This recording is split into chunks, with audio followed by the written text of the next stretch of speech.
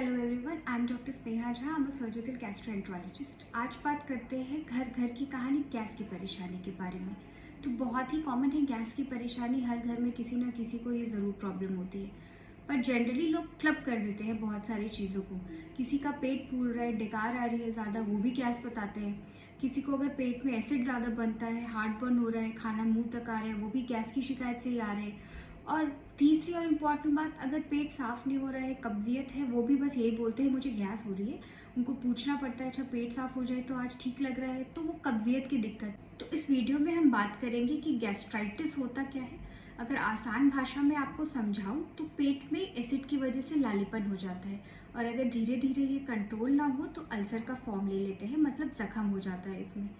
Normally हर लोगों के पेट में एसिड बनता है जिसका पीएच 1 to 2 के अराउंड होता है। अगर आप जो नॉर्मल घर में टॉयलेट क्लीनर एसिड वाला यूज़ करते हैं तो उसका पीएच भी 1 से 2 के आसपास होता है। तो इतना हार्ड एसिड आपका पेट बना रहा है। पर हर बार सबको जलन क्यों नहीं होती है? क्योंकि पेट एक प्रोटेक्टिव मैकेनिज्म बनाता है, कुछ उसमें लेयर्स होती हैं जो ये एसिड का इफेक्ट नहीं करने देती है। ये एसिड आपके पेट के लिए बहुत ज़रूरी है, क्योंकि जब आप खाना खाते हैं तो प्रोटीन का डाइजेशन होने के लिए काम आता है। कुछ हार्मफुल बैक्टीरिया जो आप खाने के साथ ले जाते हैं वो एसिड से इसकी वजह से मर जाते हैं। और कुछ इंपॉर्टेंट वाइटामिन्स जैसे B12 का एब्जॉर्प्शन हो गया, आयरन एब्जॉर्प्शन, ये इस एसिड पे निर्भर करता है। तो एसिड बहुत यूज़फुल है पेट के लिए। अगर ये ज़्यादा हो जाए तो भी दिक्कत है, और अगर ये कम हो जाए तो भी दिक्कत है। अगर ज़्यादा हो जाता है तो गैस्ट्राइटिस हो जाता है, जैसे मैंने समझाया, जो धीरे धीरे अल्सर का फॉर्म ले सकता है। पर अगर ये कम हो जाए तो भी डाइजेशन इश्यूज आ सकते हैं, पेट फूलने लगता है, विटामिन B12 की डेफिशिएंसी होने लगती है। तो होता क्यों है गैस्ट्राइटिस? कुछ कारण है। सबसे पहला, आपका लाइफस्टाइल, आपका खाना पीना से संबंधित है। दूसरा, कुछ दवाइयाँ, कि बुजुर्ग अगर ज़्यादा घुटनों में दर्द हो या कहीं दर्द हो तो एनसेड्स लेते रहते हैं, जिसकी वजह से भी पेट में गैस्ट्राइटिस और अल्सर हो सकता है। तीसरा कारण, अगर आपने हार्मफुल चीज़ें ज़्यादा करने लगी, मतलब स्मोकिंग, अल्कोहल, क्योंकि ये सब चीज़ें स्टमक की लाइनिंग को हार्म कर रहे हैं और जो प्रोटेक्टिव मैकेनिज्म है पेट का वो कम होता चला जा रहा है।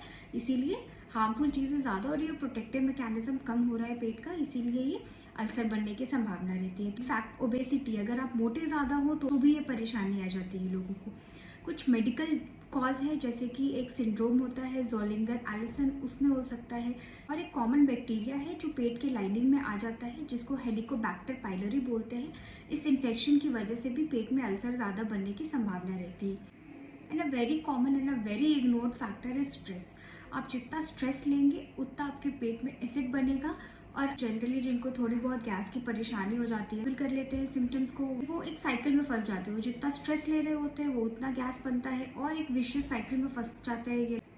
अब बात करते हैं सिम्टम्स क्या होते हैं। अगर किसी को गैस्ट्राइटिस हो रहा है तो पेट भारी भारी सा लग सकता है, ऊपर पेट में यहाँ पे थोड़ा दर्द हो सकता है, हार्ट बर्न मतलब गले में जलन हो सकती है, बार बार लगेगा खाना ऊपर की तरफ आ रहा है आपको। अगर अल्सर हो गया और गलती से उसमें से खून बहने लगा तो लोगों को पतली काली लैट्रिन आ सकती है या खून की उल्टी हो सकती है। वो बिल्कुल वर्स्ट केस सिनेरियो में हो सकता है, या फिर वो अल्सर फट सकता है और इमरजेंसी कंडीशन हो सकती है। गैस्ट्राइटिस का ट्रीटमेंट क्या है? जैसे मैंने बताया कि हार्मफुल चीज़ें आपको नहीं करनी है, जैसे आपको अवॉइड करना है अल्कोहल, कोई भी फॉर्म ऑफ स्मोकिंग और टोबैको जो आप अगर ले रहे हैं तो उसका सेवन ना करें। सबसे ज़रूरी है लाइफस्टाइल डिजीज़ है, मतलब अगर आपका लाइफस्टाइल, आपका खान पान ठीक है तो गैस की समस्या नहीं होती है। तो क्या करें? सबसे पहले बहुत जल्दी जल्दी करके खाना ना खाएं, क्योंकि जो गैस है पेट में बनता है और ब्लोटिंग सेंसेशन आपको आती है, तो आप खाने के साथ जो है हवा भी ले लेते हो अंदर। तो आप जितनी जल्दी खाओगे उतना ज़्यादा हवा भी इंजेस्ट करोगे और आपको गैस, पेट फूला फूला लगेगा। सेकेंडली, बहुत सारा कार्बोनेटेड चीज़ जिससे गैस बनती हो, जैसे सोडा हो गया, कोल्ड ड्रिंक हो गया, वो सब चीज़ें आपको अवॉइड करनी है। बहुत देर तक फास्टिंग नहीं रहता, स्पेशली इंडियन फीमेल्स जो है बहुत लंबे समय तक फास्टिंग करती है, फर्स्ट स्किप कर लेती है, पूजा करने में उनको टाइम लग जाता है और इनको गैस की समस्या ज़्यादा रहती है। अब ये जो है ओवर अ डेकेड इन्होंने ये समस्या और अपनी लाइफस्टाइल ख़राब कर रखी होती है, और उनको चाहिए कि दवाई से तुरंत ठीक हो। अगर आपका खान पान ठीक नहीं है, लाइफस्टाइल ठीक नहीं है, तो कुछ दिनों तो आपको दवाई फ़ायदा करेगी, पर आपने जैसे ही दवाई छोड़ी आपको वापस ये समस्या आ जाएगी। इसीलिए लाइफस्टाइल ठीक करना बहुत ज़रूरी है। कुछ ऐसे फूड होते हैं जिससे गैस ज़्यादा बनती है, जो आपका ट्रिगर फूड है। आपको पता होता है कि ये खाऊंगा तो इससे गैस बनेगी, या ये खाऊंगी तो इससे गैस बनेगी। डेली ब्रिस्क वॉकिंग करनी है, कम से कम 4 to 5 टाइम्स अ वीक, इतना कि आपको पसीना आने लगे।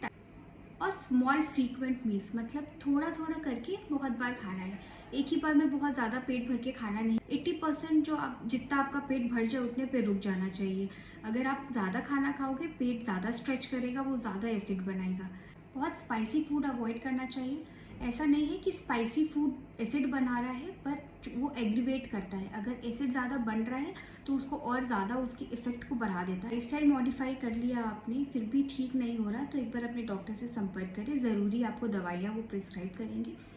कुछ चीज़ें होती हैं जो वार्निंग साइन होती है, उसका खास ख्याल रखना पड़ता है। अगर ऐसा लग रहा है कि भूख लगना बिल्कुल बंद हो गई, वज़न अचानक से घटता ही चला जा रहा है, लगी चिपचिपी काली काली लेट्रिन आ रही हो, या फिर उल्टी में कभी खून आ गया हो, तो तुरंत अपने डॉक्टर से संपर्क करें।